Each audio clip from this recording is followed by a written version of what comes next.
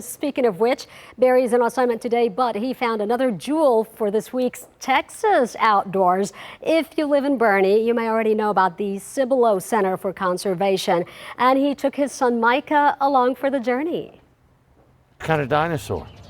That's a T-Rex. Who knew there were dinosaur tracks in Boerne? It was the T-Rex. It was the big, scary T-Rex. But then I didn't even know this place was here.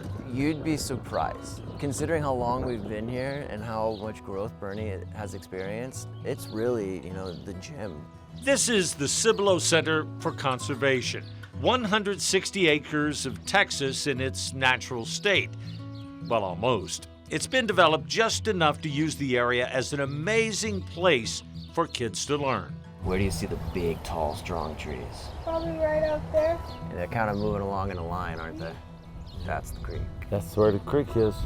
It's literally on the edge of Boerne city limits, but there are enormous cypress trees you walk past as you hike and cross Cibolo Creek.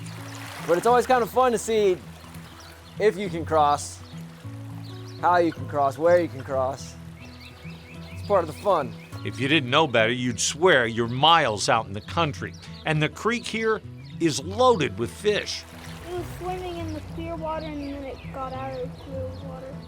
It's always a focal point for kids who come here almost every week on class trips from schools across the area. There are plains grasses, there's a natural marsh that fills when or if it rains. It soaks in or evaporates. There are also more than 3 miles of walking trails that take people like Hank Carriger and his dog Bee through it all. About 3 times a week. I take different trails just to make it interesting to her. And one of the neatest things about the center is the summer camps for kids. You're gonna have tomahawk throwing, we're gonna have archery, you're gonna get to go birding, you're gonna get to be out here, play different games. Micah was totally intrigued by the snake, but I'm glad he was also pretty cautious of it. Are you gonna bite me? No. I don't need to be scared of you. Do I? No. But you do have a mouth and you're capable of biting me. Yeah. Exactly the same thing with Cornelius. When we were talking about the camps, though, and he heard that axe throwing thing, there was only one thing on his mind. Good. Look at you. Awesome. You wanna keep doing it a couple more times, or are you happy with that one? I'm good with that one.